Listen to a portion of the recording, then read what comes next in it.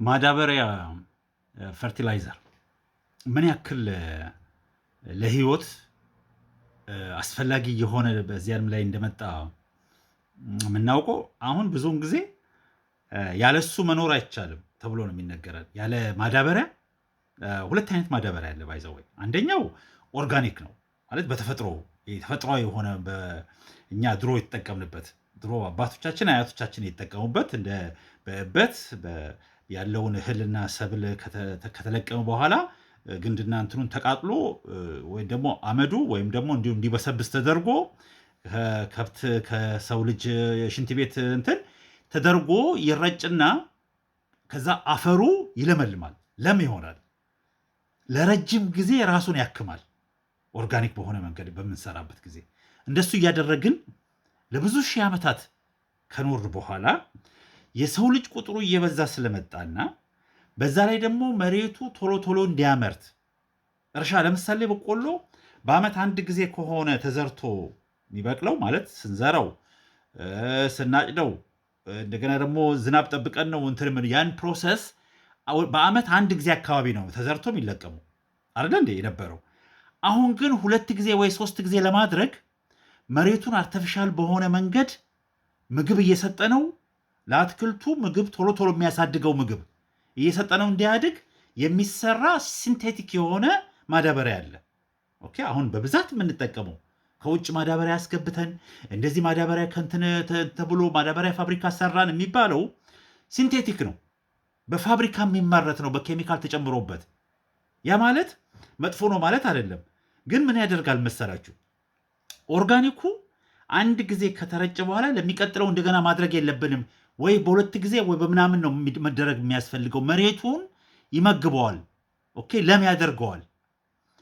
ይህ ሲንቴቲኩ ግን አንድ መሬት ላይ ወይ ደግሞ አንድ እርሻ ላይ መጠቀም ከጀመርን በኋላ ማቆም አንችልም። ምክንያቱም አፈሩን አያለመልምም፣ ምግብ ይሆናል ለአትክልት። በዛን ሰዓት የዘራ ነው አትክልት እሱን ተመግቦ ቶሎ ቶሎ ያድጋል። ከዛ ግን ማዳበሪያ እንደገና ሌላ ራሱን ሲንቴቲክ የሆነው ማዳበሪያ መጣት አለብን እንጂ እንደ በፊቱ ወይ በት ወይ ረከቦት ወይ እንትኑ አቃጥለን እንደገና በኦርጋኒክ በሆነ መንገድ እናድርግ ብንል አፈሩ አያበቅልም፣ አይሰራም። ከትንሽ ጊዜ በኋላ ሲንቴቲክ የተጠቀምበት ፈርቲላይዘር አያበቅልም። ራሱን ነው እንደገና መጠቀም ያለብን።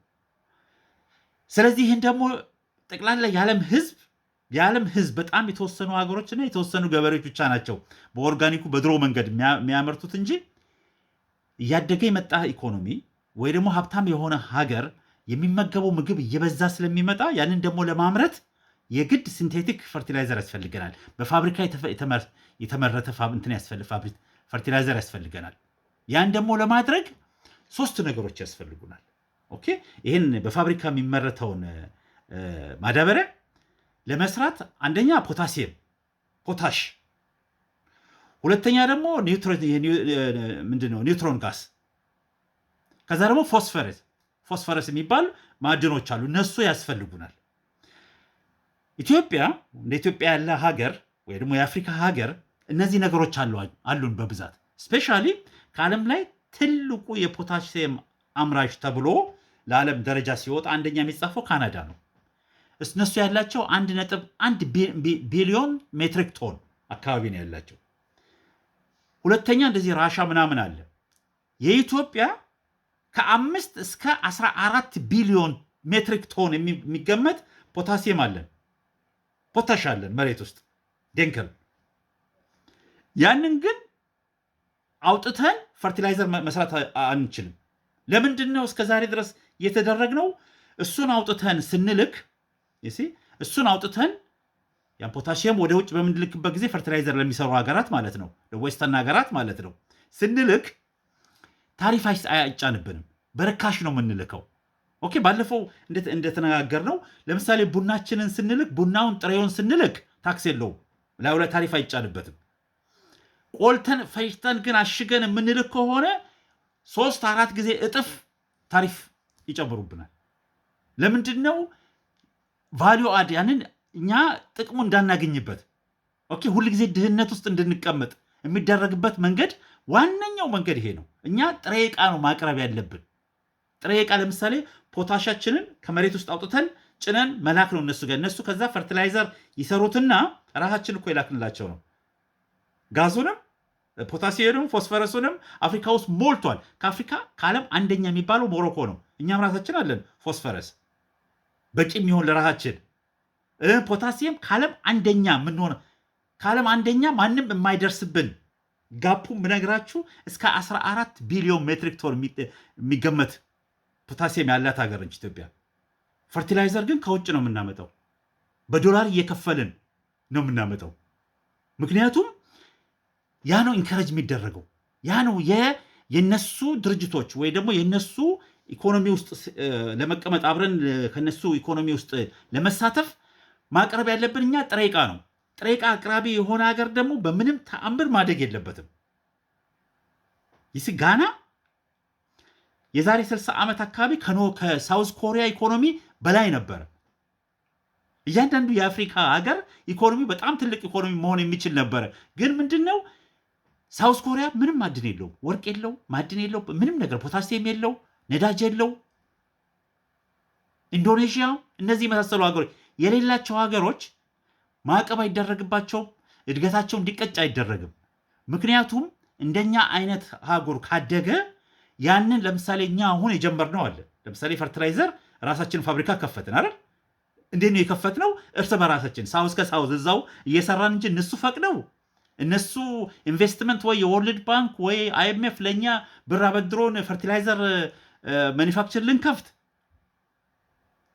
እዛው ከኛው አፍሪካ ካለ ቢሊዮነር አቶ ዳንኮቴ ጋር አብረን ሆነን ነው መክፈት የቻልነው። እሱንም ስንት አይነት ማዕቀብ ማድረግ እየሞከሩ ነው። አሁን ባለፈው ያልኳችሁ ነገር አለ። ነዳጅ የዳንጎቴ ነዳጅ እያወጣ ለአፍሪካ በዓለም ገበያ ሳይሆን በረከሰ ዋጋ ስላቀረበ ኦልሬዲ ክስ እያቀረቡበት ነው በሀገሩ መንግስት ላይ። ናይጄሪያ ላይ ክስ አቅርቧል። የሚያወጣውን ነዳጅ ለአፍሪካ በዓለም ገበያ አይደለም የሚያቀርበው ያለው አርክሶ ነው የሚሸጠው ያለው ተብሎ። ያ ምንድነው መሰላችሁ ምን እንደሚያደርጉ ግራ ገብቷቸው ነው እንጂ ይህንን ፈርቲላይዘርትን ከጀመርን ፖታሲየም የኛ ፖታሲየም ጥሬው እየወጣ ነው የሚላከው። ያ ያቆማል ማለት ነው። ራሳችን ፈርቲላይዘር ማምረት እንጀምራለን ማለት ነው። ራሳችን ማዳበሪያ ማምረት ከጀመርን ደግሞ የእነሱ ማዳበሪያ መግዛት እናቆማለን ማለት ነው። ለዚያ ነው እኛ በፍጹም ማደግ የሌለብን ህዝቦች ሆነ እንድንቀመጥ የተደረገው። የአፍሪካ አህጉር ከዓለም ላይ ማንኛውም አህጉር የሚደርስበት የለም በሀብት። ያ ሀብታችን ነው ለዚህ ሁሉ ያበቃል። እንዳናድግ ተደርገን ኢኮኖሚያችን እንዳያንሰራራ ተደርገን በተቻለ መጠን በጣም የሚገርመው እኮ ተባብረው እኮ ነው ሁሉም ዓለም ላይ ያለ ሀገራት ተባብረው አፍሪካ ማደግ እንደሌለበት የሚሰራው ያለው። አፍሪካ ጥሬ ዕቃውን ብቻ ነው ማቅረብ ያለበት እነሱ ባወጡልን ዋጋ ማለት ነው። በጣም እኮ ነው የሚገርመው። ጉድ ላክ